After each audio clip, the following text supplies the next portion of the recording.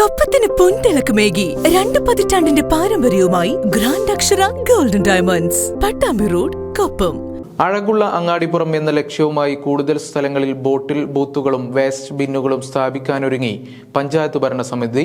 ഇതിന്റെ ഭാഗമായി അങ്ങാടിപ്പുറം പോളിടെക്നിക് കോളേജിൽ ബോട്ടിൽ ബൂത്ത്, വേസ്റ്റ് ബിൻ എന്നിവ വിതരണം ചെയ്തു.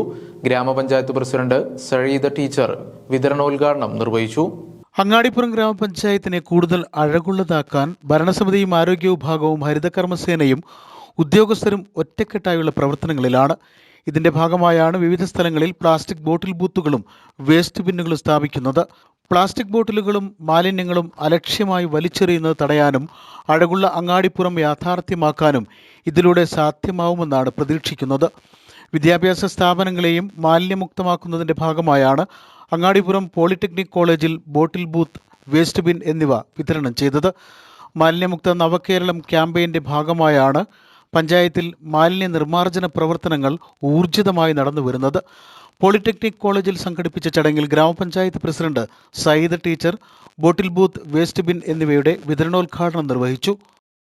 അങ്ങാടിപ്പുറം ഗ്രാമപഞ്ചായത്ത് മാലിന്യമുക്ത നവകേരളത്തിൻ്റെ ഭാഗമായി പോളിടെക്നിക് കോളേജിൻ്റെ കോമ്പൗണ്ടിൽ സ്ഥാപിച്ചിട്ടുള്ള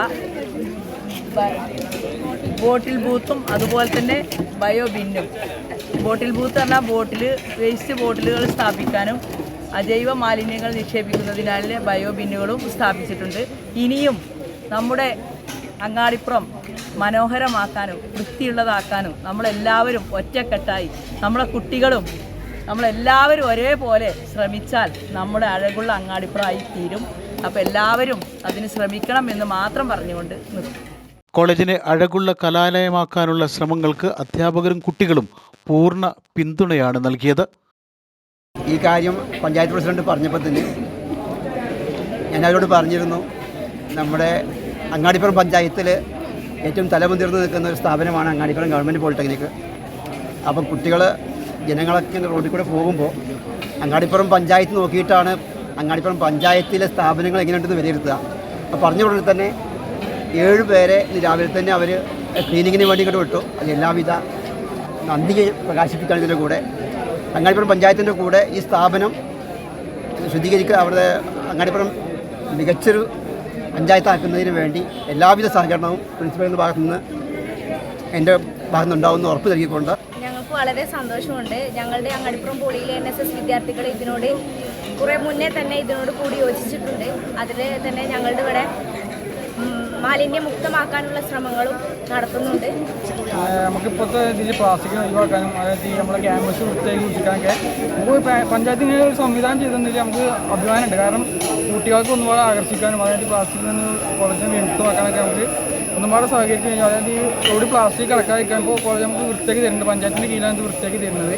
അത് നമുക്ക് കാണുമ്പോൾ തന്നെ കുട്ടികൾക്ക് കോളേജിലേക്ക് വരുമ്പോൾ തന്നെ ഒരു ഉന്മേഷം കിട്ടും. കാരണം പ്ലാസ്റ്റിക് അലക്ഷ്യമായി വലിച്ചെറിയുന്നതൊക്കെ തടയാനും ഒക്കെ സഹായിക്കും. ഇവിടെ കോളേജിൽ ഇങ്ങനെ ഒരു വേസ്റ്റ് ബാസ്ക്കറ്റ് ആദ്യമായിട്ടാണ് കൊണ്ടുവരുന്നത്. ഇത് നല്ലപോലെ വിനിയോഗിക്കാൻ കഴിയുമെന്നാണ് വിശ്വസിക്കുന്നത്. പഞ്ചായത്ത് വിദ്യാഭ്യാസ ആരോഗ്യ standing committee chairperson Fousiya Thavalayangal, ward member Rathnakumari, polytechnic college principal Abdul Khader, NSS coordinator Askar Ali, panchayat assistant secretary Smitha TG, health inspector Jiji തുടങ്ങിയവർ ചടങ്ങിൽ പങ്കെടുത്ത് സംസാരിച്ചു. News bureau, Perinthalmanna.